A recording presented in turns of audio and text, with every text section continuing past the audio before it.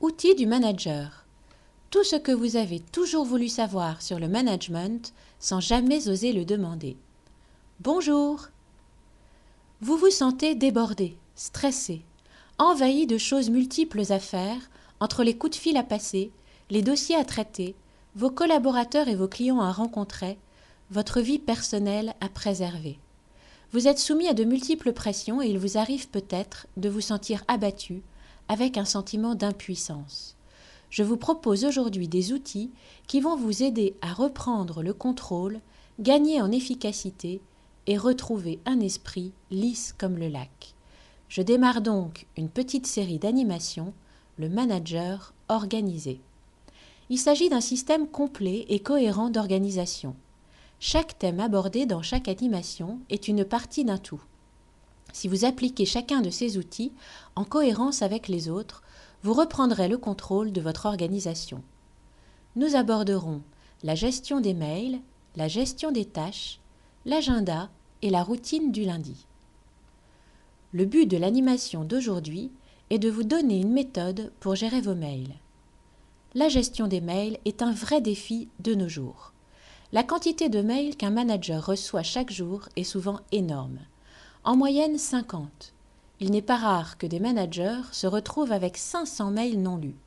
Cela génère beaucoup de stress, un sentiment d'impuissance et bien souvent notre boîte mail prend le contrôle de l'organisation de notre journée. Alors comment faire? Voici des outils simples pour gérer vos mails. Premier conseil, coupez votre alarme.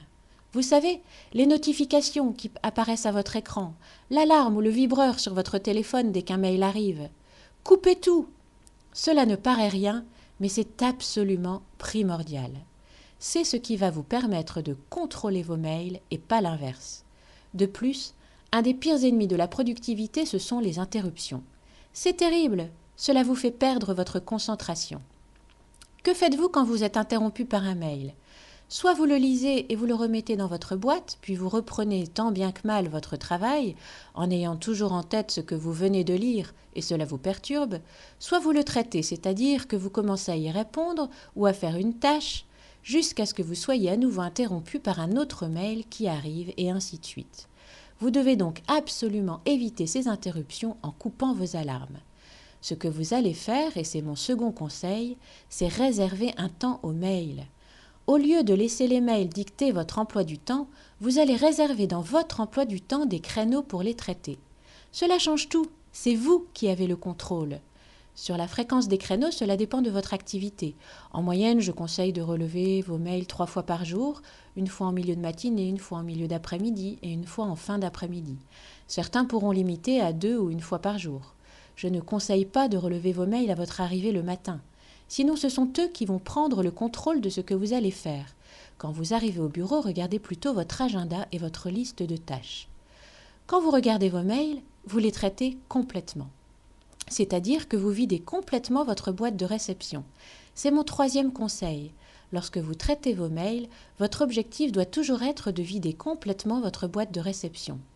En fait, les mails contiennent 2 types de choses, des informations et des actions à réaliser. Toute l'astuce va être d'extraire une de ces 2 choses ou ces 2 choses de chaque mail. Le processus est très simple. Ouvrez votre boîte de réception. Ouvrez le premier mail. À partir de ce moment-là, vous vous interdisez de le remettre dans votre boîte de réception. Première question. Ce mail contient-il une action à réaliser? Si oui, deuxième question, cette action prend-elle moins de 2 minutes?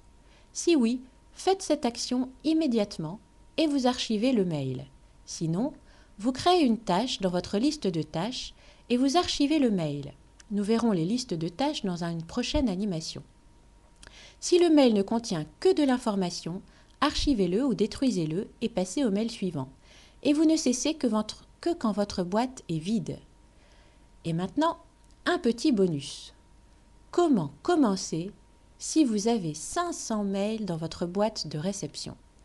Dans ce cas, je vous préconise une solution radicale. Vous archivez les 450 mails les plus anciens dans un répertoire en vrac et vous traitez les 50 mails plus récents. Peut-être qu'il y aura du dégât, mais moins que si vous continuez comme ça. Pour le moment, vous devez mettre en place une procédure d'urgence. De toute façon, vous serez relancé par vos collègues, chefs et autres.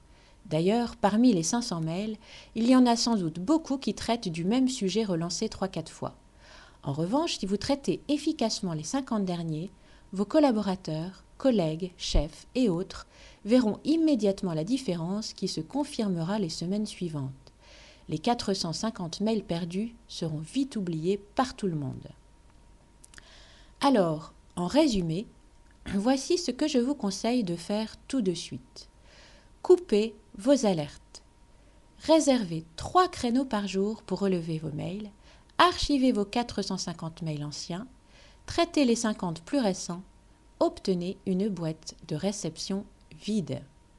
Et ensuite, à chaque relevé de votre boîte, ne terminez que lorsque vous avez vidé votre boîte. Ne fermez jamais un mail sans l'avoir traité. Résistez à la tentation d'attaquer une tâche qui dure plus de 2 minutes. Si vous appliquez cela, vous maîtriserez vos mails. Dans ma prochaine animation, je vous présenterai donc la deuxième brique de la série Le Manager organisé, la gestion des tâches. Un deuxième outil qui vous aidera lui aussi à retrouver un esprit lisse comme le lac. En attendant, allez sur notre site Outils du Manager, abonnez-vous à nos podcasts et écoutez notamment notre podcast Trop de mails, qui vous permettra d'entrer dans le détail des outils que je viens de vous présenter. À bientôt!